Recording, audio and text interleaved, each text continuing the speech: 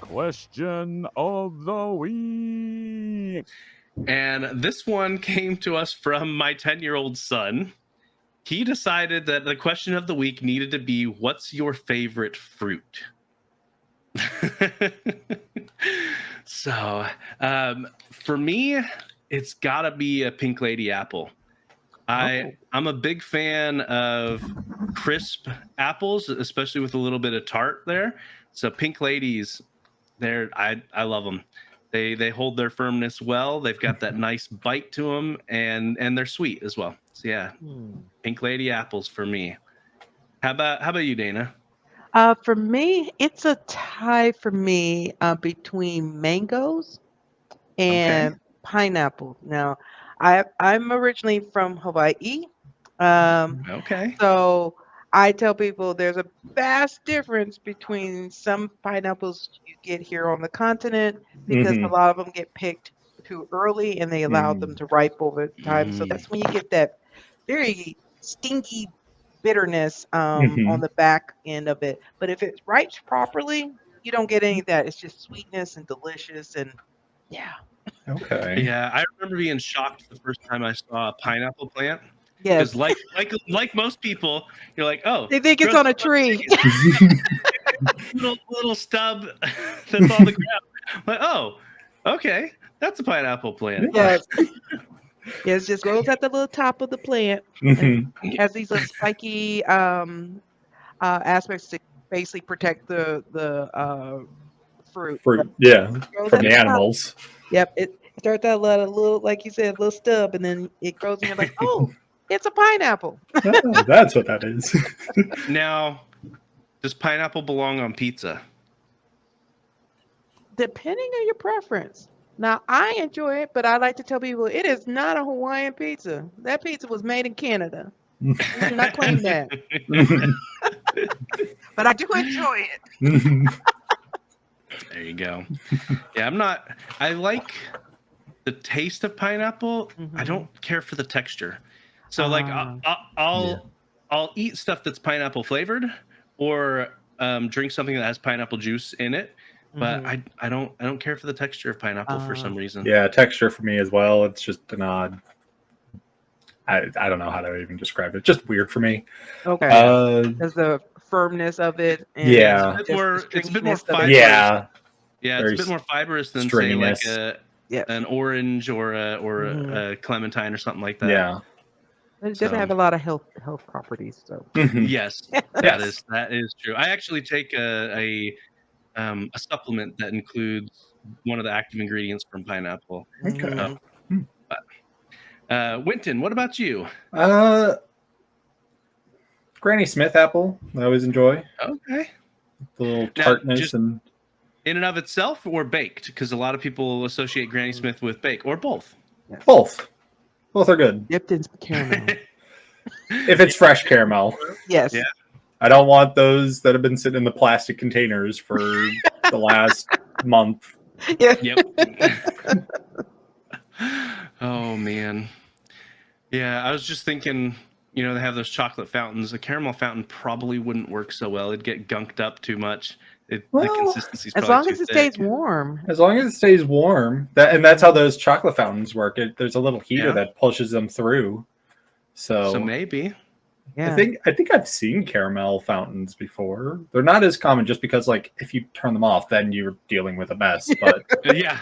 As long as they're running. Mm-hmm. But yeah, that could be fun. Mm-hmm.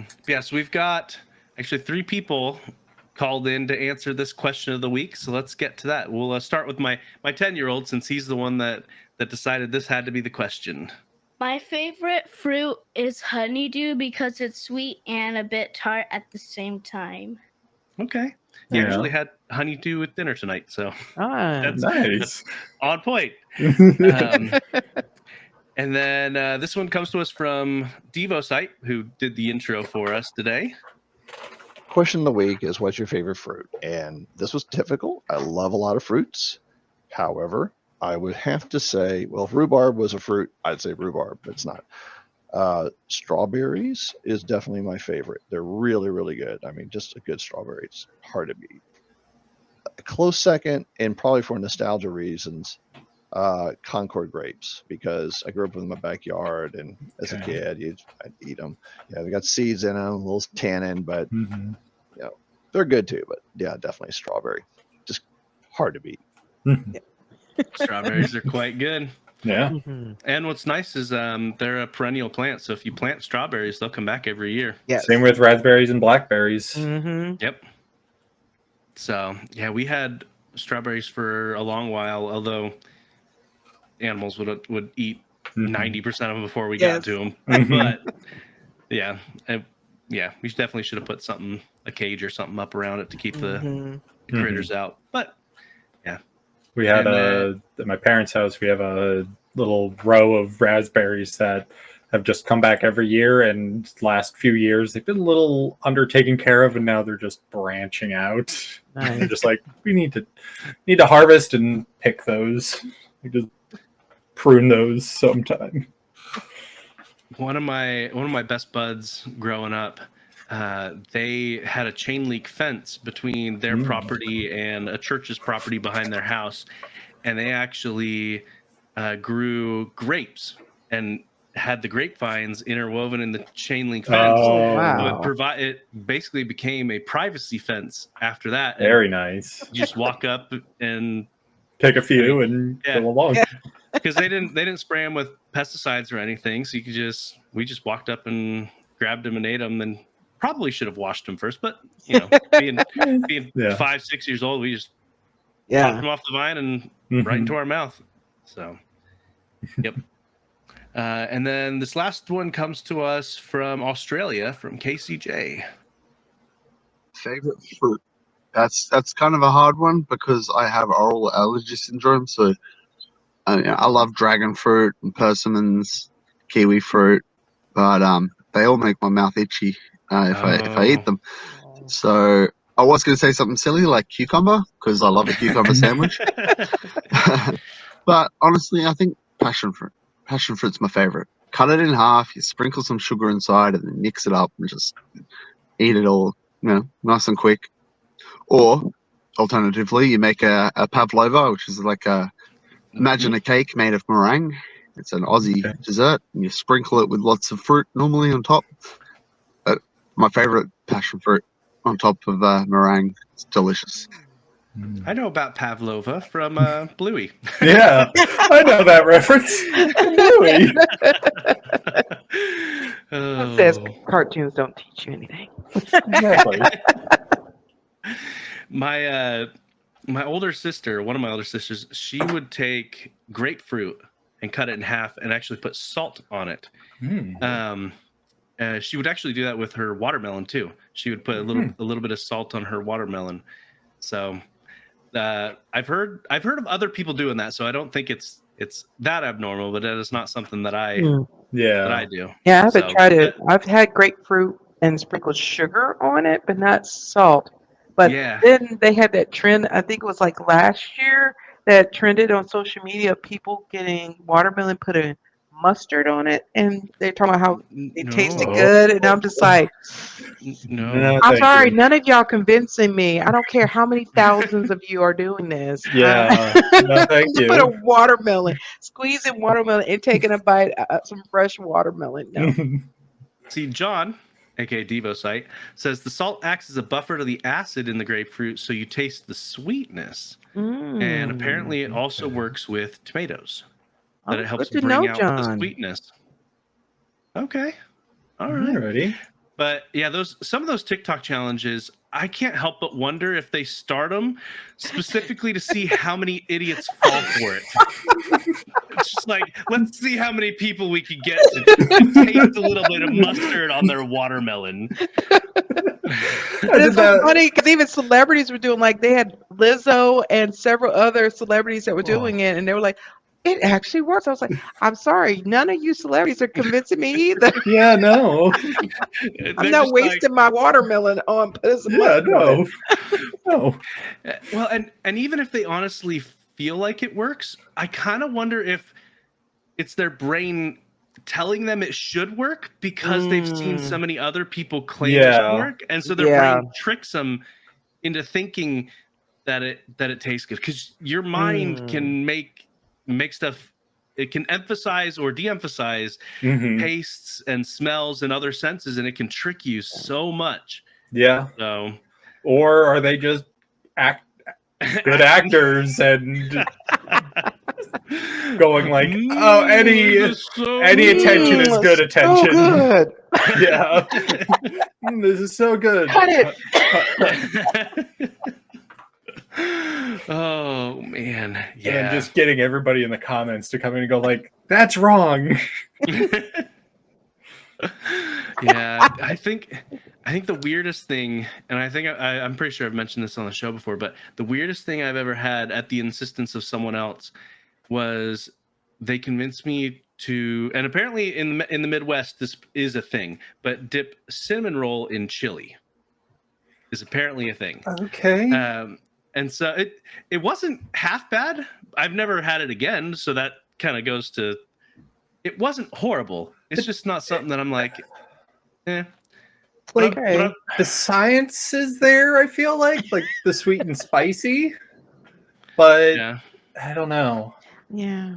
I think the worst mix I've done off of like a TikTok trend was, I think it was like a mixed drink of like Captain Morgan's rum mixed with Bud Light. It was supposed to taste like chocolate milk. Did not at all. Yeah. Yeah. I've seen a couple of those. Like one Yeah. was like with Dr. Pepper or something else, and they were like, "Oh, it tastes so good." I was like, once again, no. Oh, it was Dr. Pepper and Fireball. Okay. And I was just like, And what I mean, I've never. Well, I was like- I don't drink, but Fireball is basically just like a red hot, right? Like a Fireball. Yeah. So, I mean, the spicy cinnamon flavor mixed with Dr. Pepper, I could see that working. Yeah. I don't know what it's supposed to taste like, but I could see it from a flavor. Yeah. palette. From I can see it a working. flavor palette, like the science is there to make sense, but in action, who knows? Yeah. Yeah. My dad, he would eat all kinds of interesting sandwiches, but it was usually just some kind of fried meat with peanut butter on a sandwich. So he'd do like bacon or fried bologna or fried ham on a peanut butter sandwich, and he liked that quite a bit. That was one of the weirder things that he would consume. John, Captain Morgan.